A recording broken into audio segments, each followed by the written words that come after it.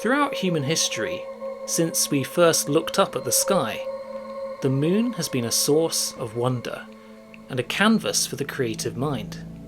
We marvel at our celestial neighbour, a symbol of the mysteries and grandeur that lie beyond our terrestrial existence. The moon has long played an important role in storytelling throughout the world. While traditional lunar tales tend to be mythological or fantastical in nature, science fiction has a long history of stories of voyages to the moon long before it became a reality with the Apollo program, as a starting point for lunar colonization, first contact with extraterrestrial life, and a grand expansion into the cosmos. Hi, I'm Robin, and welcome to Bookspin. To give you a flavour of what's out there on this theme, I've put together this list of lunar science fiction stories that I've read, each of which I believe offers a fascinating insight into a particular vision of the moon and humanity's relationship with it. This is quite a diverse list, and it's an international list. We've got novels and short stories from writers all around the world, writing from different points in time. I'm going to take a chronological approach, moving from the oldest stories in this list to the newest. So, let's dive in.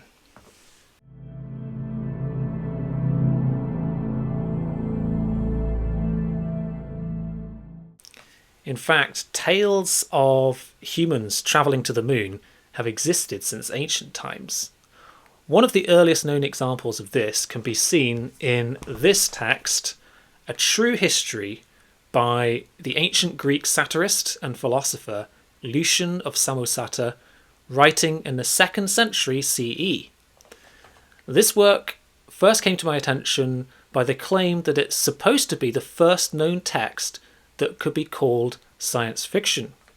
It's very outlandish and satirical in tone, and A True History tells the tale of Lucian and his fellow travellers as they set out on an epic and dangerous adventure, in which they are transported via a whirlwind to the moon, and they meet a strange alien civilization there. And they get caught up in a war between the king of the moon and the king of the sun. So Lucian describes life on the moon and how it's different to life on Earth, including the presence of some very bizarre creatures such as 3-headed vultures and elephant-sized fleas. It's a really weird and trippy story, an absolutely preposterous adventure. And while it certainly contains what we might think of today as sci-fi tropes, I'd say it's not so much science fiction as most people understand it today, as a parody of the kind of fanciful traveller's tales you find in ancient Greek literature with the likes of Homer and Herodotus. That said, it offers a very bizarre and fantastical vision of first contact with alien life on the moon, and thus qualifies as a work of proto-science fiction worthy of this list, and it's definitely a historical curiosity.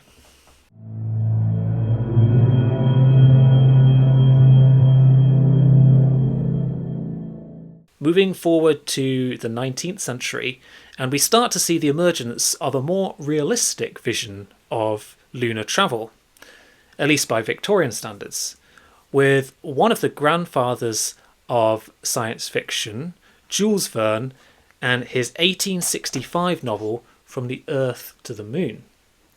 Now, Verne was a French writer, but this story is set in America in post-Civil War United States, in which a society of gun enthusiasts looking for a new challenge embark on an outrageously ambitious project in which they plan to build a cannon big enough to launch a rocket to the moon, with 3 men travelling inside.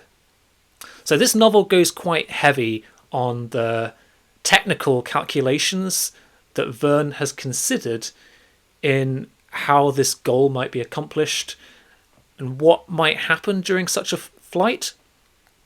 But he manages to counteract what could otherwise be a very dry text with humorous characters and some light-hearted narration.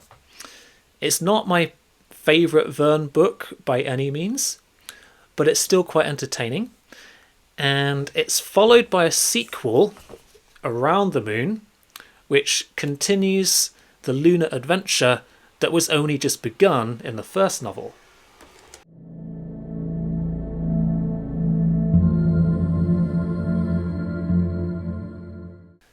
A somewhat more whimsical vision of travel to the moon can be found a few decades later in the work of Russian spaceflight scientist and SF author Konstantin Tsiolkovsky. You can find an English translation of his novelette On the Moon in this anthology, Red Star Tales, edited by Yvonne Howell. In this story, 2 roommates wake up one morning to find that their house has been inexplicably transported to the moon. In an otherwise largely plotless travelogue, the pair go for a wander around the lunar landscape, exploring the geography of the environment, the physical sensations of low gravity, the patterns of the lunar cycle, and various other intriguing phenomena. As the pioneer of astronautics, Tsiolkovsky's speculations about what life would be like on the surface of the moon is a showcase for the wonders of space travel.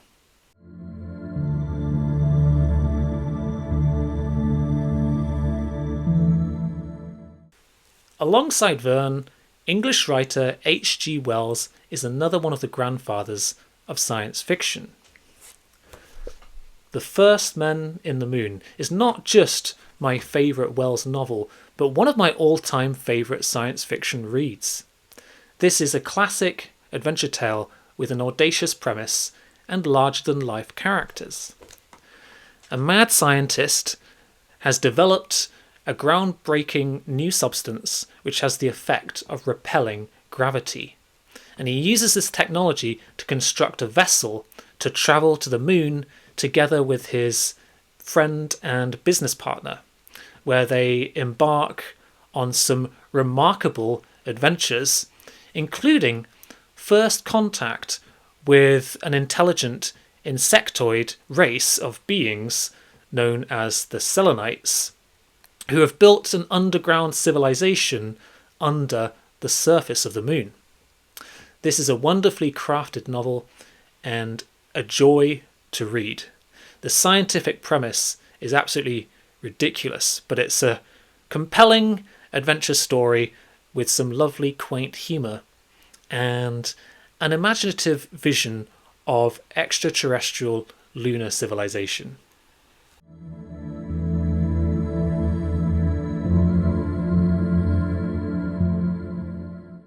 Next up we have another short story, this one from the era of 1950s American pulp magazines. Honeymoon in Hell by Frederick Brown, the title story in this collection that I have here. I discovered this author just this year, and I think he has a real talent for creating instantly engaging short stories which frequently culminate in a thrilling twist. And Honeymoon in Hell is a very good example of this.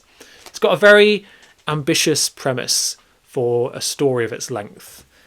It's set against a backdrop of the 1960s, in which the Cold War is at a critical juncture and a bizarre fertility crisis suddenly emerges across the globe, in which male children stop being born.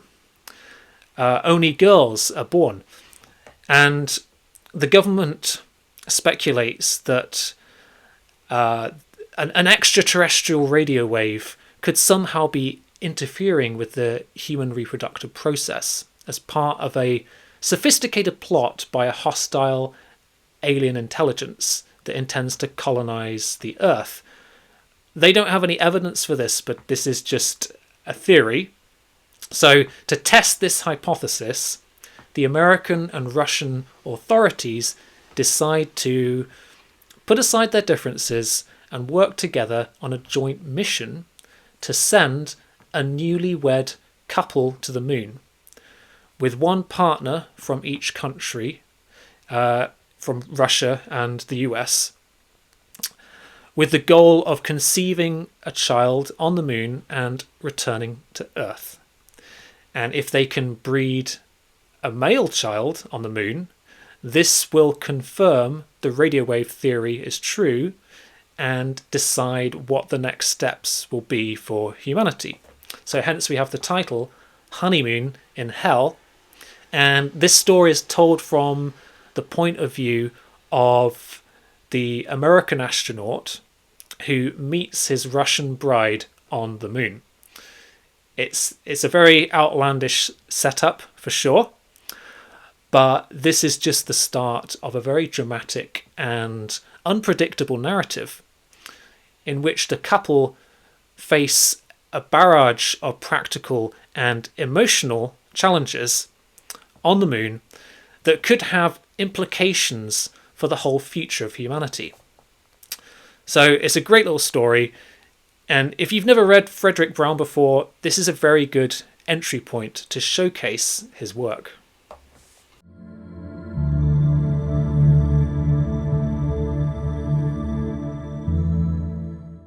Kaholo Sanders, also known by his English name Charles Saunders, was a very prolific 20th century Irish language author who came to my attention via a short story he wrote called The Exile, which appears in English translation in this anthology, A Brilliant Void. And this is a classic immigration tale about a young Irish man who emigrates to a colony on the moon in search of a better life. After responding to a newspaper advert he finds from the government of Lunar. At first he intends to come back to Ireland within a few years after he's made his fortune. But the years pass by, and for one reason or another, he finds it hard to leave the moon. And before he knows it, decades have passed, and he's now an old man. So he goes into retirement and finally decides to return to Earth and settle down in his homeland. But his lifetime working on the moon has transformed him in a number of unexpected ways, and his homecoming is not at all what he is anticipating.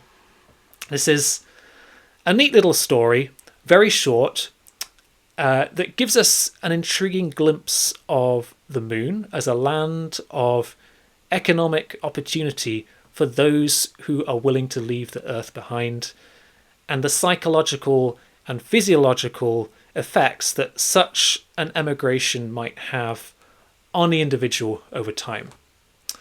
And I think there are some obvious historical parallels here to America as the destination for emigration for the Irish people. So it's worth a read if you can find a copy.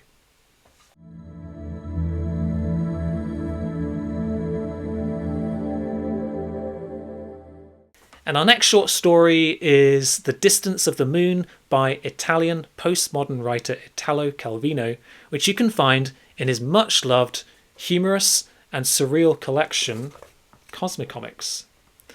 This is a pretty weird one.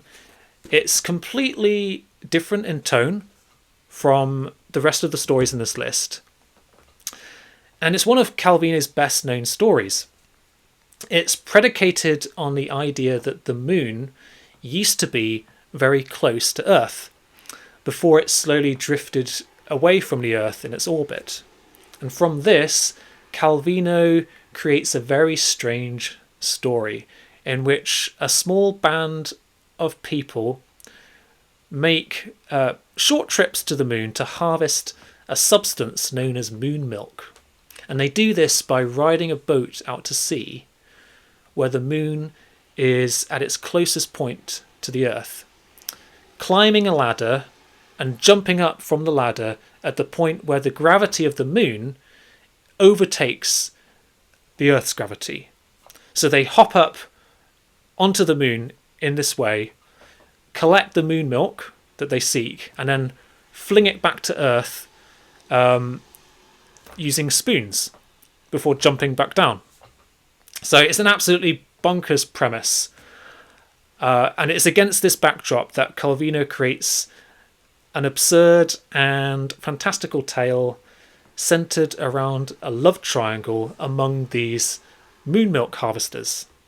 It's utterly bizarre and a very strange and dreamlike vision of the moon. But it's strangely compelling, and it's a good introduction to Calvino's brand of writing if you've never read him before.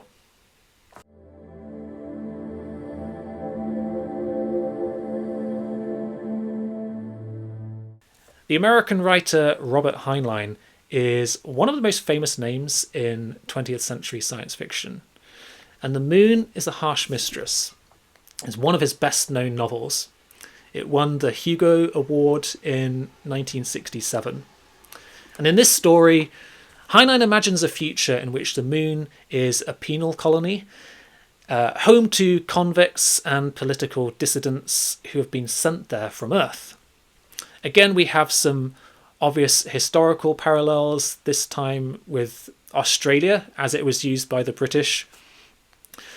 And because the moon has so much lower gravity than Earth, this has a major effect on the muscle mass of the people who live there, to the point that if they ever return to Earth, they will be severely disabled trying to survive in the Earth's gravity. So what that effectively means is to be sent to the moon is a permanent exile for anyone who's sent there, even if after they've done their time.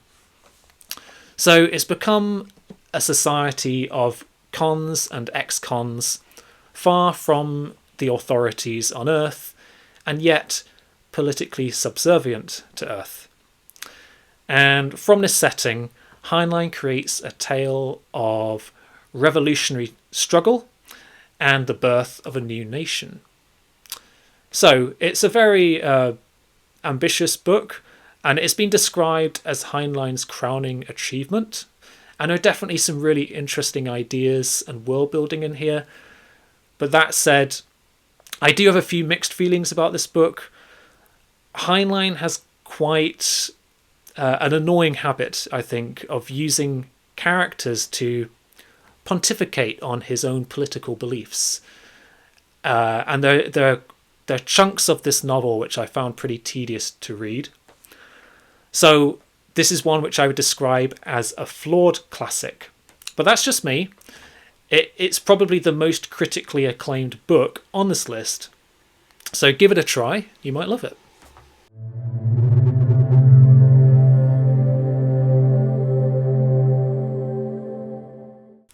Now, the first 21st century title on this list is a Japanese novel, The Next Continent by Isui Ogawa.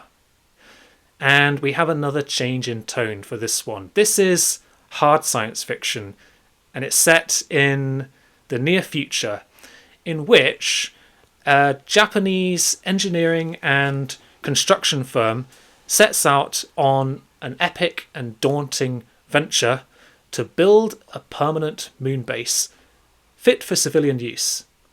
There's a lot of technical detail in this book, much more so than any other story in this list, as we explore the massive scientific, economic, and political challenges that must be overcome in this endeavour. It's got quite similar vibes to Kim Stanley Robinson's Mars books, so if you enjoyed those books, you might get on well with this one. In fact, I can give you a sense of what to expect just by looking at some of the chapter titles in the contents page. We've got Chapter 1, Project Site and Initial Planning. Chapter 2, Operational Status of Existing Facilities. Chapter 3, Launch Vehicle Development and Launch Facility. So that gives you an idea of what to expect. It does go pretty heavy on the realism, but it's not as dry as it sounds. There is a fair amount of drama and adventure and romance thrown into the mix. So it's definitely worth a read, and it's probably the most realistic vision of lunar colonization that you're ever likely to find in science fiction.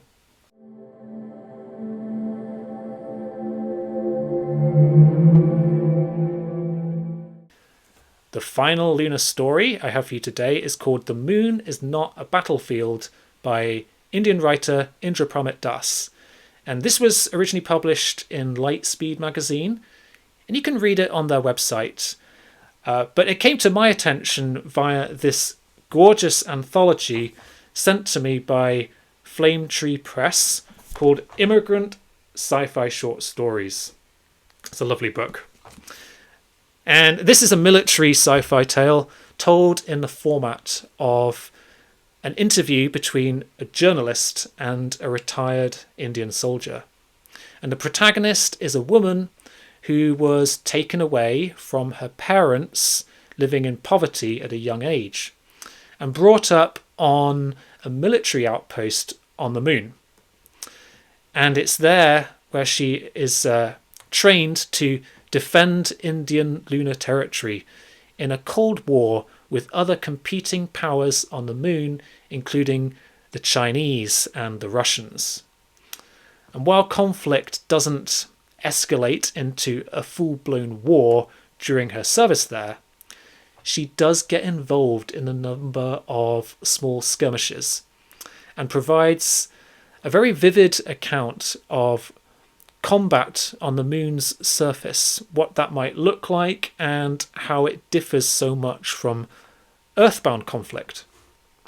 And what starts off as quite a gloomy tale evolves into something a little more hopeful and optimistic for humanity's future.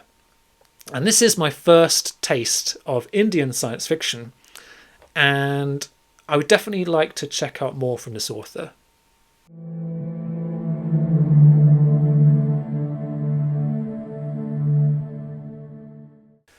So that completes my 10 lunar science fiction reads for this list. There are also a couple more books on this theme that I haven't read yet, but they're in my TBR, and I think they're worth a quick mention. So first up, we've got The Moon is Hell by John W. Campbell. I recently picked this one up in a second-hand bookshop, and this, I think, is a survival story about a group of scientists who crash land on the moon, and it's written in the form of diary entries. So that could be pretty interesting. And the other novel that I have here is called Inherit the Stars by James P. Hogan, which is a kind of mystery thriller, I think, in which a group of astronauts discover an ancient human skeleton on the moon. That's about as much as I know. It's got a very intriguing premise, and I picked this one up after I saw it recommended by Whitney from Secret Source of Storycraft on one of her videos.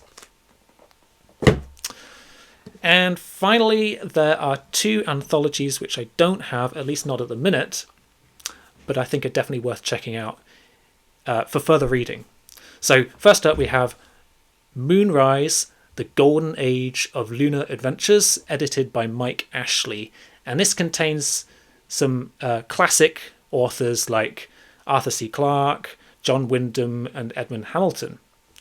And the other one is called The Eagle Has Landed, 50 Years of Lunar Science Fiction, edited by Neil Clarke, which was published to celebrate the 50th anniversary of the first moon landing. And the stories in this volume were all published since 1969, so we get a bit more in the way of modern authors like Kim Stanley Robinson, Stephen Baxter, and Nancy Kress. So I'm sure those two anthologies are worth checking out. Anyway, that's it. Thank you for watching. Let me know in the comments your favourite lunar science fiction stories, and I'll see you again soon for some more science fiction content.